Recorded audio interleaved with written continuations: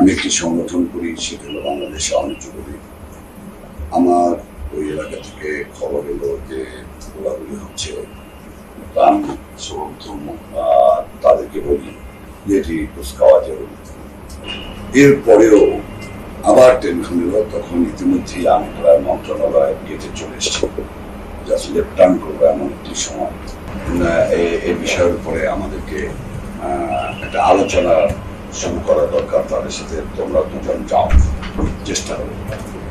একটা পর্যায়ে আমরা দেখতেছিলাম যে গোলাগুলির শব্দ এবং ওদের ভেতর থেকেও মাইক চলছিল, আমাদের কানে আসছিল। আমার কাছে মনে হয়েছিল যে হ্যান্ড মাইকের শব্দ মিলান হয়ে গেছে, কেন আমরা অনেক দূরে।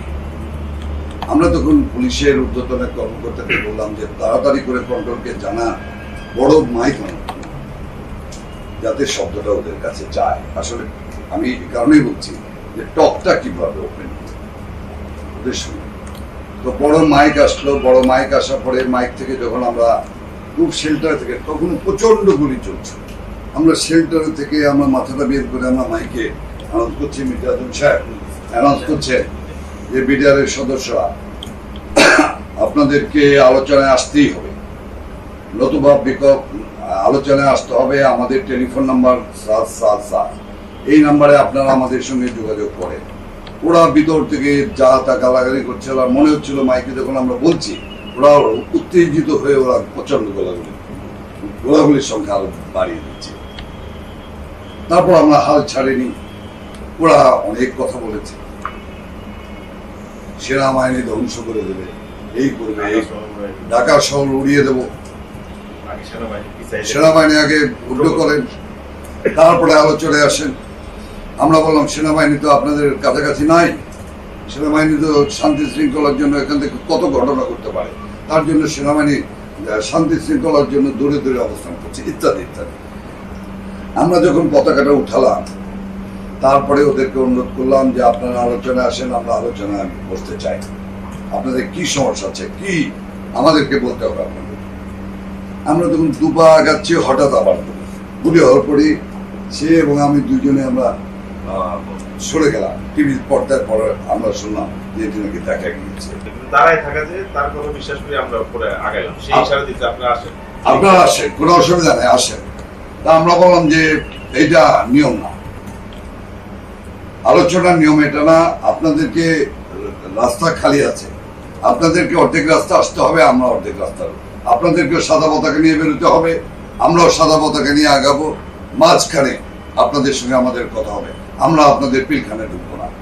কারণ আমাদের ভিতরে আমরা রাজনীতি করি, আমাদের মধ্যে একটি আতঙ্ক ছিল যে আমাদেরকে হয়তো ওরা জিম্মি করে ফেলতে পারে। একটা বিভ্রান্তি আগে পরিষ্কার করে যে বারে বারে আমরা বিডিআরের ভিতরে যে গেছি, এখানে আমাদের ভিতরে যাওয়ার আমি পয়েন্ট আউট করছি।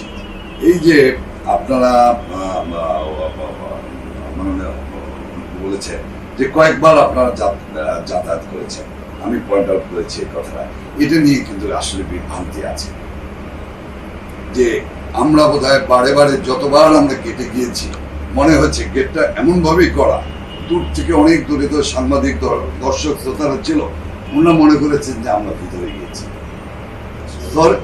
সরি টু সে যে আমরা কিন্তু আসলে ভিতরে যাইনি কখনো। আমি সে কথাই আপনাদেরকে জ্ঞাতার্থে দিচ্ছিলাম যে আমরা আমাদের মধ্যে একটি সেন্সেশন কাজ করেছে যে আমাদেরকে ওরা জিম্মি করে ফেলতে পারে। আমাদের দুজনকে যদি ওরা জিম্মি করে ফেলে, তাহলে ওদের জন্য ওদের যে বিষয়, ওদের যে ধ্যান ধারণা বা যে নিয়ে ওরা এই কাজটা করছে, তা ওদের জন্য আরো সহজ হতে পারে। আমার জীবনে আমি এই গালাগালি শুনি, যে গালাগালি সেদিন ওরা করেছে আমাদেরকে। একটা পর্যায়ে মানে আমি সরি যে আমি ভাষাটা আমি আনতে পারছি না, মানে এগুলো বস্তির ভাষা, এইসব ভাষা দিয়ে গালাগালি করে বলতেছে তোরা কারা, এই কুত্তার বাচ্চা, তো সরি আমি ভাষাগুলো বলতেছে এই কুত্তার বাচ্চা, তোরা কারা, তোকে প্রধানমন্ত্রীর পাঠা। এবং এই ক্লাসটার মুখে লাল কাপড় বাঁধা। আমরা বুঝলাম যে লাল কাপড়, একটি জিনিস বুঝতে পারলাম যে লাল কাপড় সাদা কাপড়ের মধ্যে কোনো, এবং দেখা গেল যে এরা খুব এক্সাইটেড এবং দে আর ভেরি মাচ ইয়াং। আরেকটা জিনিস হলো, এখানে কিন্তু বোঝা যাচ্ছে না কোনটা সেপাই, কোনটা দফাদার, কোনটা চকিদার, কোনটা ডিএডি, কোনটা এডি, আর ডিএডি শব্দটা কিন্তু আমি সর্বপ্রথম এই মানে 26 তারিখের পর আমি জেনেছি। আসলে এই র্যাঙ্কিং গ্রুপদের সঙ্গে তো আমরা কখনোই যোগাযোগ ছিল না, তো এই ডিএডি শব্দটাও কিন্তু পরিচিত হয়েছি এই ঘটনার পরিপ্রেক্ষিতে। যখন আলোচনা হচ্ছিল, যেটা ডিএডিও ওখানে নাই, কোনো ব্যাজ নাই, সব মনে হচ্ছে আমাদের কাছে এক, আর চেহারা বুঝেও বোঝা যাচ্ছে না যে এটা ডিএডি বা এটা অফিসার। আমরা খুঁজছিলাম যে এর ভিতর ক্যাপ্টেনকে, একটা কমান্ডার খুঁজছিলাম, কিন্তু কমান্ডার পাই না। দেখি যে একটু বয়স্ক লোক যেগুলো, সেগুলো একটু দূরে সরে থাকে, আর এই ইয়াং গুলি যা ইচ্ছে তাই করতেছে, ফায়ার করতেছে, চিৎকার করতেছে, সাউন্ড করতেছে, এমনকি প্রধানমন্ত্রীকে আপনাদের কাছে বলতে অসুবিধা নেই, অশালীন গালাগালি করছে, অশালীন, এগুলো আমি মুখে আনতে পারবো না।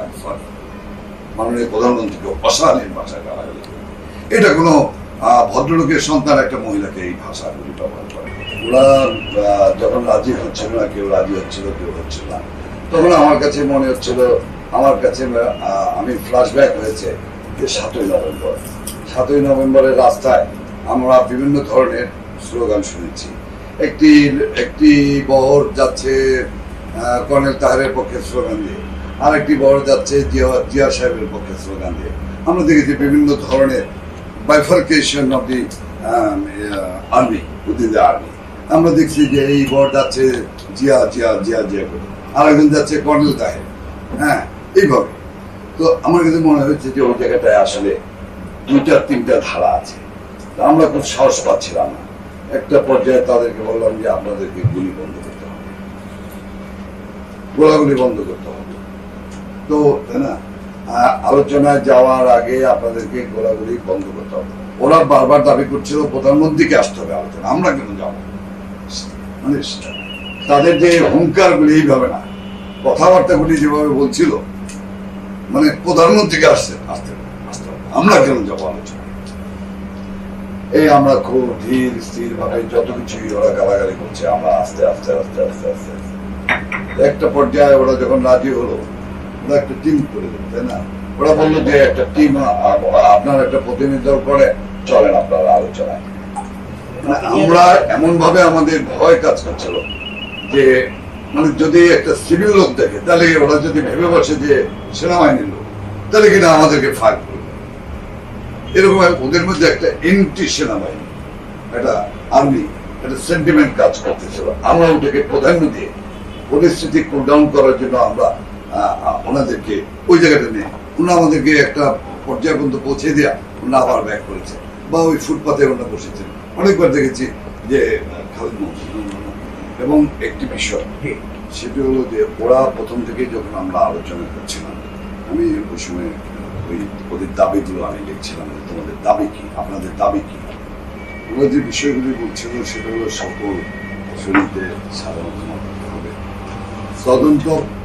তদন্ত বা শাস্তিমূলক ব্যবস্থা গ্রহণ করা হবে না, সকল সেনাবাহিনীকে ফেরত দিতে হবে। সেনাবাহিনী বলতে কিন্তু ওরা বোঝাচ্ছে বিডিআরএ ইন সার্ভিস যারা অন ডেপুটেশন, তাদেরকে সেনাবাহিনীতে ব্যাক করাতে হবে,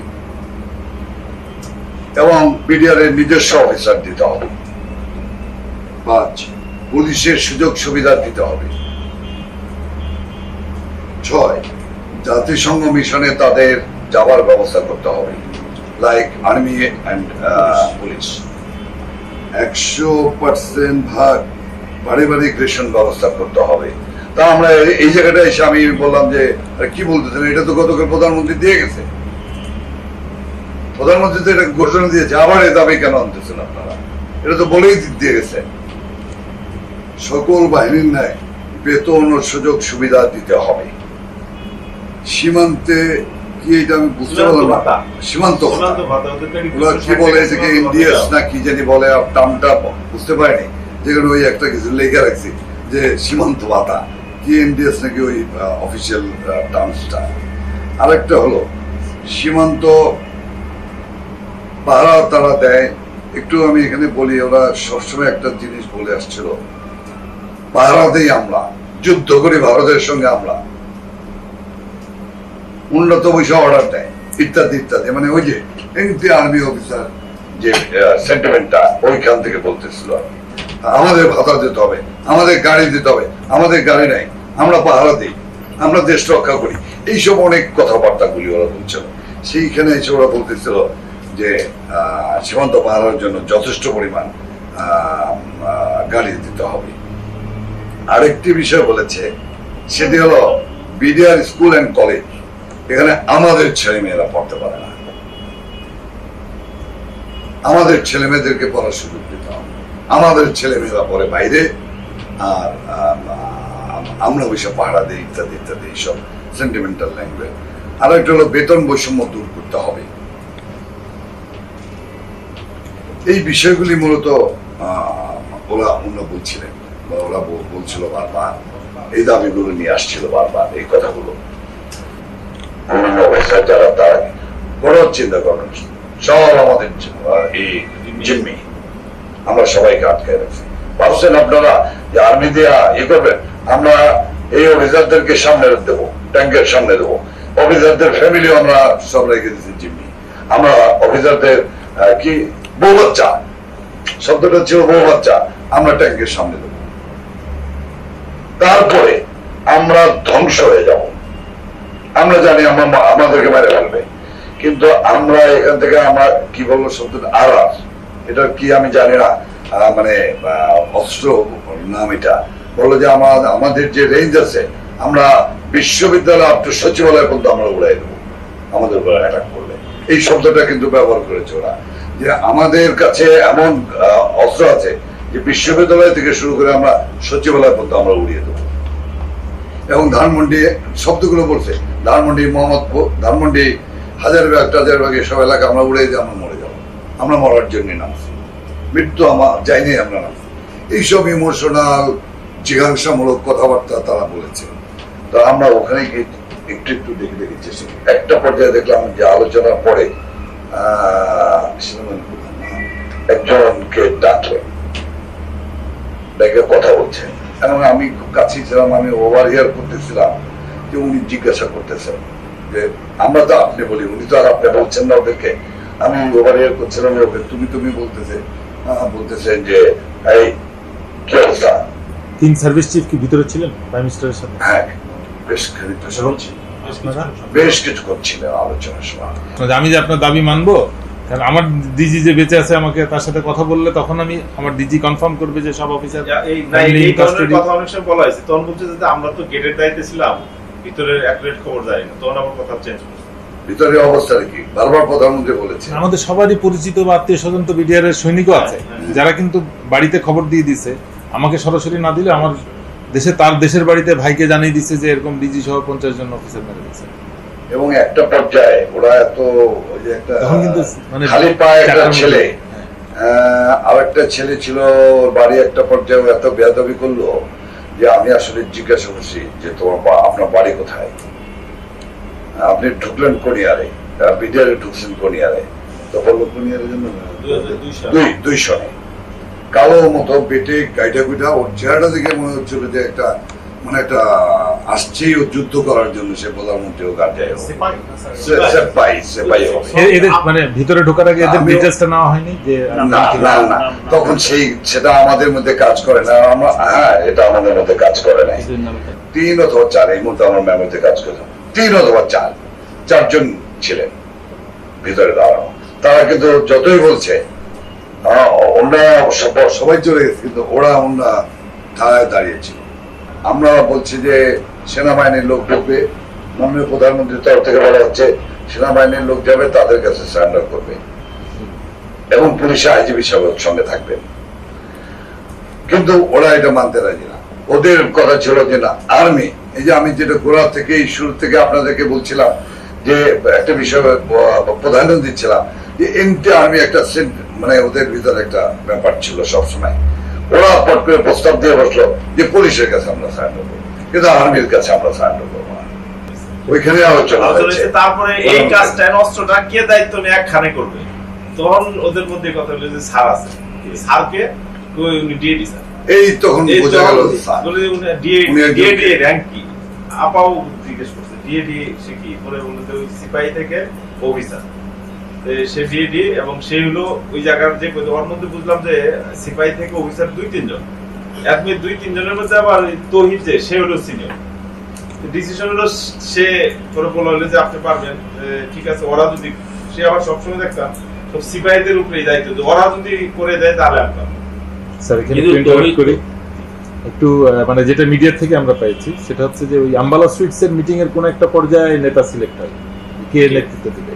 তৌহিদ। তৌহিদ এটা আর মানে এটা আবার এটা তো নেগোসিয়েশনে যাওয়ার আগে, পুরোটাই মানে ডিসিশন যা হইছে 14 টিমের যাওয়ার আগে তো ডিসিশন যা হইছে সব গেছে, ডিসিশন নেওয়ার পরে ভিতরে ঢুকছে, ডিসিশন বন্ধ।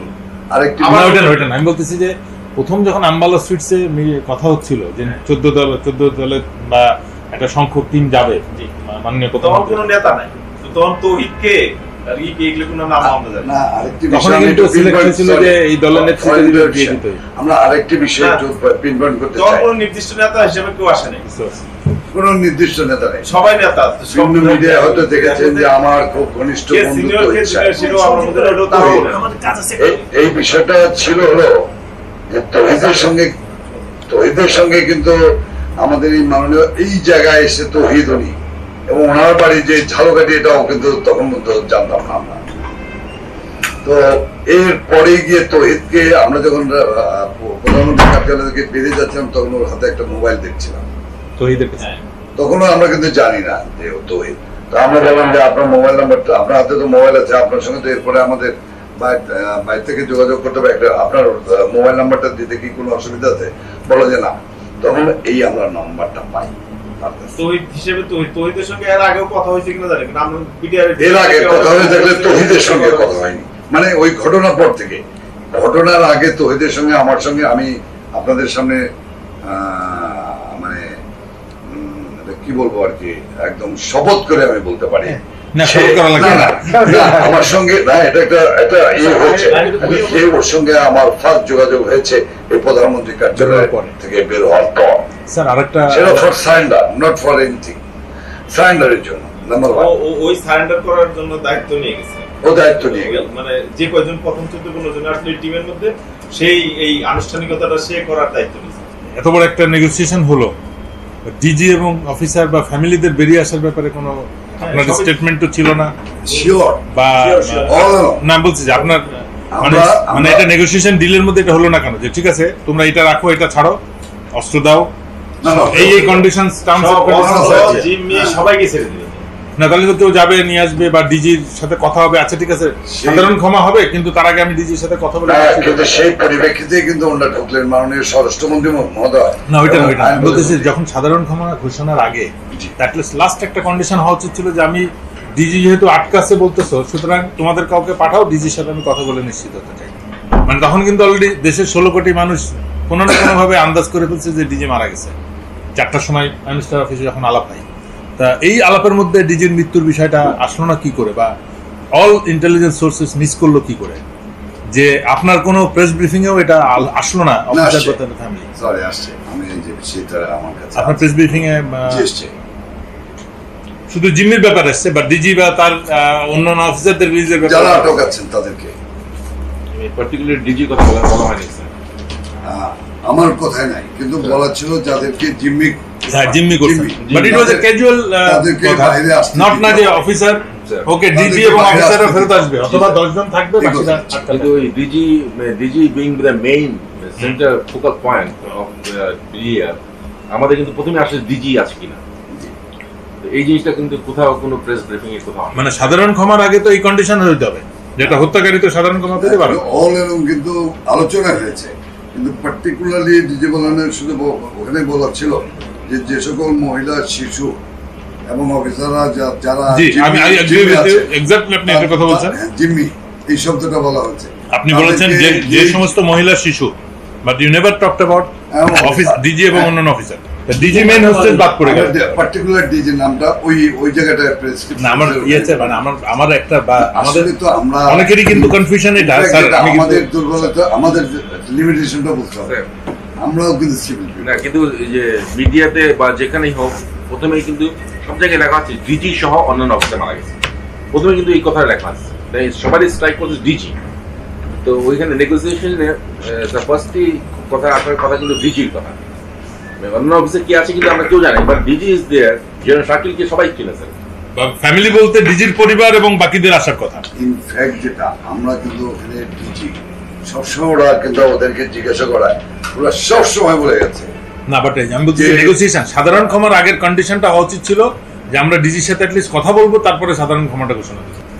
মানে এটা কিন্তু মানে সবার মনে এই প্রশ্ন যে মেইন হোস্টেসটার ব্যাপারে কোনো সিদ্ধান্ত ছাড়া সাধারণ ক্ষমা আসলো। আমরা ওখানে যাবার পরে কিন্তু একটি শব্দ ব্যবহার করি, একটা শব্দ আমরা ওই আলোচনায় আর ব্যাপার হচ্ছে ওই সময় বিষয়টি হয়ে গেল 3 বাহিনী প্রধান আর মানুষ সাধারণ ক্ষমা, এই সাধারণ ক্ষমাটা এটা ওই সময় ঘোষণা দেওয়াটা এটা আসলে টেকনিক হিসেবে আসলে ইউজ করা হয়েছে না, তা হলো সাধারণ ক্ষমার অল্টারনেটিভ যেটা ছিল দাবি যে সরকার তাহলে কি নিল, তা সরকার তো সব ওদের সঙ্গে কথা যা হয়েছে অস্ত্র সমর্পণ করবে, জিম্মি না, যারা আছে এখানে সবাইকে স্যার আপনার বেয়াদবি না করলে মনে করলে স্যার একটু কথা বলতে চাই। সত্যিকার অর্থে কিন্তু তারা তাদের সমস্ত দাবি দাওয়া নিয়ে গেছে, সরকার কিছু নিতে পারে না, কেন তারা ডিএটির কাছে অস্ত্র দিবে।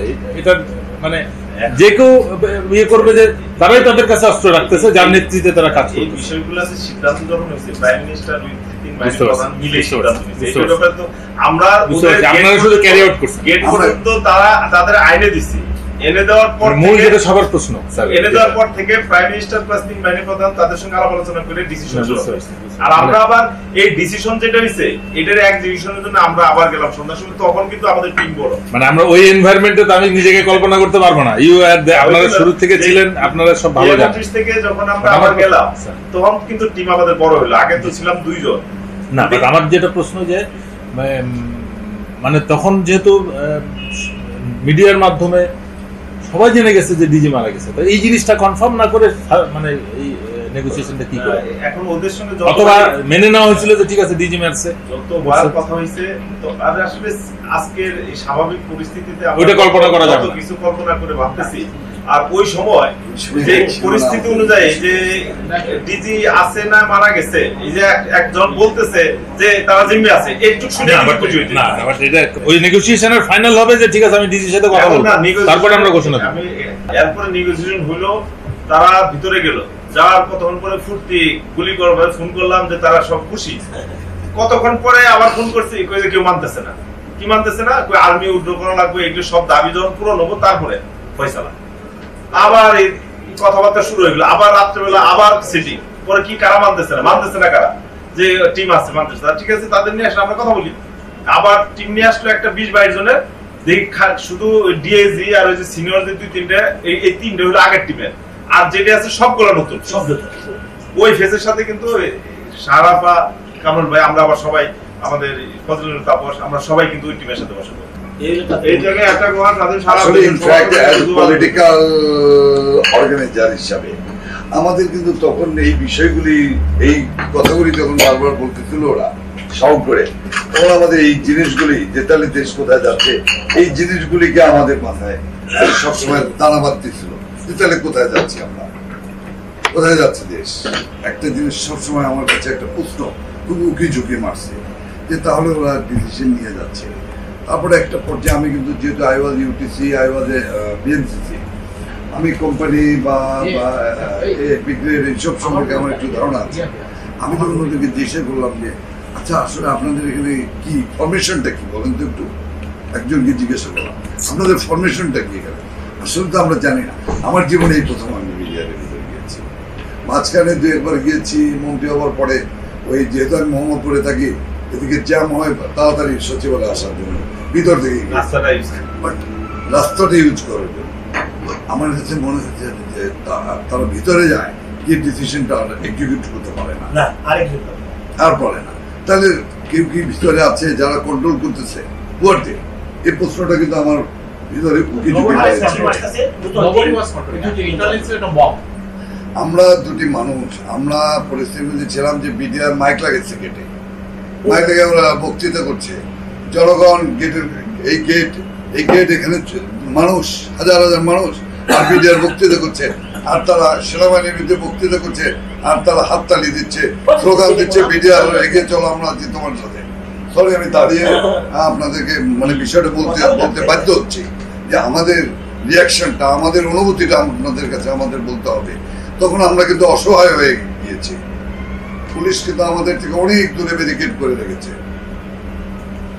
আর একটু ঠিকাতলার সাইড দিয়ে কিন্তু হাজার হাজার মানুষ গেটে চলে এসছে। এটা তো একটা মানে চরম অনাকাঙ্ক্ষিত কাজ।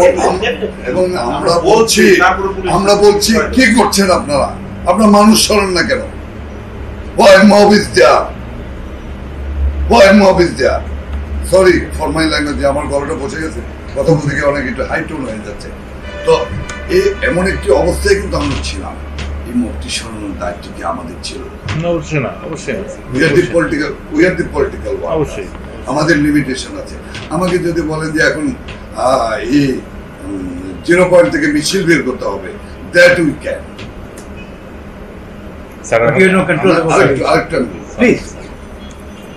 সেটা হলো যে এই যে মিছিলগুলি হচ্ছিল, এই মিছিলটা কারা করেছে এবং ওখানে কেন মানে মবকে ব্যারিকেডেড করা হলো না, বিডিআরকে কেন ইন্সপায়ার করা হলো? হাততালি দিয়ে, করতালি দিয়ে, স্লোগান দিয়ে, বক্তৃতা দিয়ে।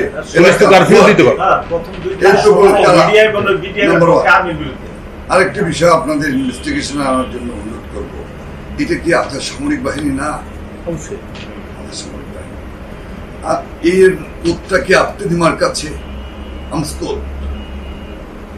আমি কিন্তু সিভিলিয়ান। আমি একটু প্লিজ আমি আপনাদের কাছে প্রশ্ন রাখতে চাই,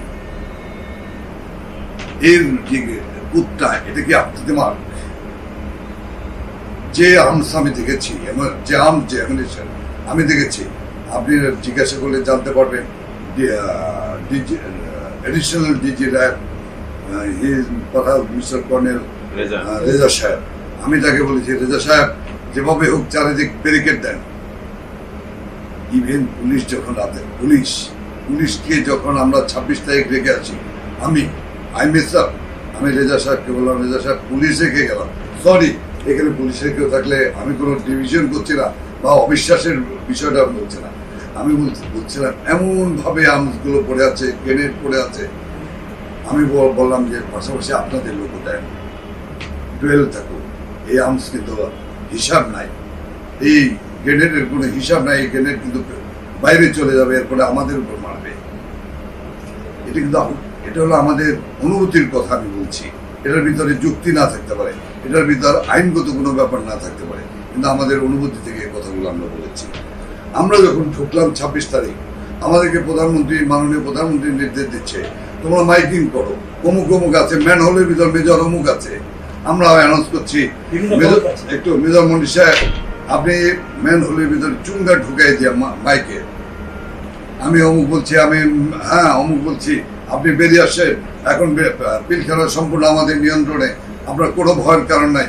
কি অর্পিতা আমাদেরকে বলা হলো, যখন আমরা জানালাম যে বের হচ্ছে না, তখন বললো কনফার্ম ওখানে আছে, তোমরা এখন বলো যে অর্পিতার বাবা, অর্পিতা না কি একটা নাম বলো আমার নাই, হ্যাঁ তার বাচ্চার নাম ধরে বলতে বললো দরবার হলের কাছে। আমি চিৎকার করে বলছি বেরিয়ে আসে, ইউ বিলিভ মি, উনি যখন একজন ভদ্রলোক পরে জানলাম ওনার নাম, উনি বেরিয়ে আসছেন, আমি আবার দাঁড়াতে পারছিলাম, উনি আসছে, একটা লোক উঠে আসলো এইভাবে, দাঁড়াইতে পারতো, পড়ে যাচ্ছে। আমি কিন্তু এই ঘটনাটা বলছি এই কারণে, ওনাকে ধরে বসলাম 36 ঘন্টা উইদাউট ওয়াটার, ওনাকে ধরে বসলাম, ওনাকে জড়ায় ধরে বললাম, আপনি জেন্টলম্যান, আপনি কিন্তু আর্মি অফিসার, বিকুল নর্মাল হওয়া, এই পানি পানি পানি বলে চিৎকার করলাম, পানি, উনি একটু পানি খেলেন। আমি বললাম হোয়াট, আপনি আর্মি পার্সোনাল হয়ে আপনি পানি, আপনি পুরা পানি লেখেন, দেখুন আপনি ঠিক হয়ে গেছেন, নর্মাল হয়ে গেছেন, কেন এই যে পানিও তো খাইনি এর মধ্যে। আমার এটা হলো যে ওনাকে পানিটা খাওয়ালে উনি একটু রিকভার করবে। তো পানি খাওয়ার পরে বলুন যে আমি কোথায় যাবো কি, উনি তো বললো না, মেজর মনির, উনি বলতেছেন আচ্ছা আমি বলেন তো আমি যাবো কিভাবে, আমার কাছে তো কোনো টাকা নাই, আমাকে কি আপনারা 100টা টাকা দিতে পারবেন? মানে সরি যে আমাকে ইমোশনাল কথা বলতে হচ্ছে, আমার পকেটে টাকা ছিল, আমি বের করে ওনাকে 1000 টাকা দিলাম, নিতে চাইলেন না, আমি পকেটে ঢুকাই দিলাম, in this time MP রহমতুল্লাহ। রহমতুল্লাহ সাহেবকে ডাকলাম, হ্যাঁ রহমতুল্লাহ ভাই এদিকে আসেন, আপনি থাকা দরকার নেই। আপনার এখানে থাকার দরকার নেই, আপনি এক্ষুনি ওনাকে নিয়ে ভাই, ওনার আপনি বাড়িতে পাঠান। পৌঁছে দেবেন, আপনাকে গাড়ি আছে না? বলে হ্যাঁ আছে। আমি বললাম যে আপনি ভাই ওঠেন, আমি আর আজম বললাম আপনি ওঠেন। না, আপনি যখন কাউকে বলবেন একে ধরো, তখন তার নামে 5টা রিপোর্ট লেখা হবে। আমাদের পিছনে যে ইন্টেলিজেন্স দেওয়া হয়, যে ইন্টেলিজেন্স কাজ করে, আপনি জিজ্ঞাসা করেন এখন যে জাহাঙ্গীর কবির নানক কোথায় আছে, আজকে সকালে কোথায় কোথায় গেছিল,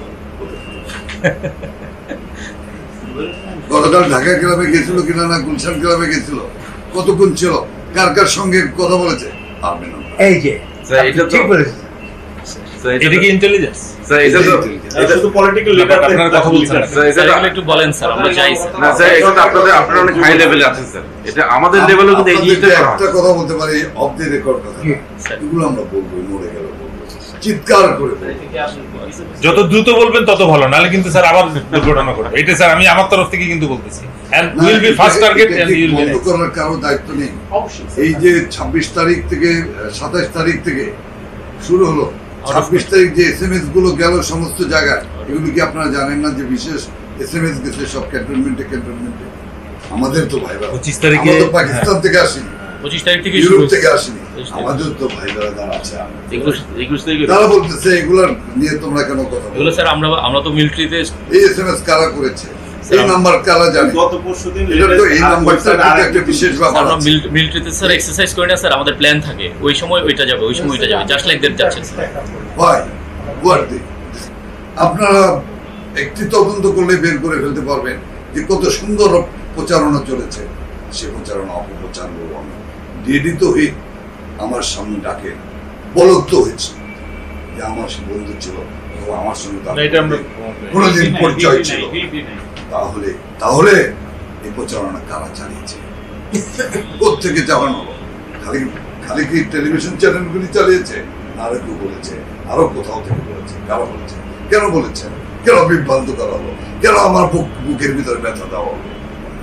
আপনার কি ধারণা যে এই সমস্ত অর্গানাইজেশন গুলো যদি যোগ্য লোকের হাতে থাকতো তাহলে এই ব্যর্থতা হতো না? Would you recommend to the government? আমার এই opinion আকারে যাচ্ছে, স্যার, এর আগে আমি কিছু semi হওয়ার fight আগে করতে পারবো না, বাট না। What did you do as আমার মনে হয় কি Person in জানেন, the government. আমি যেটা বক্তৃতায় বলি, অনিয়মই যখন নিয়মে পরিণত হয়ে যায়, তখন নিয়মে ফিরে আসা ওইটাই প্রথম আর অনেককে ফাইট করতে হবে। এই যে অনিয়মকে নিয়মে পরিণত করা, আমার মনে হয় দীর্ঘ 7 বছরে আমরা দীর্ঘ সময় ধরে, আমি সময়কাল বলে আমার মনে হবে পলিটিক্যাল ব্যাপার, আমি সময়টাকে নির্ধারিত না করে, সুনির্দিষ্ট না করে মাই ওপিনিয়ন ইজ দিস, সেটা হলো যে দীর্ঘ সময় ধরে রাজনৈতিক কুটিলতা সংকীর্ণতার কারণে আমরা বড় অনিয়মকে নিয়মে পরিণত করে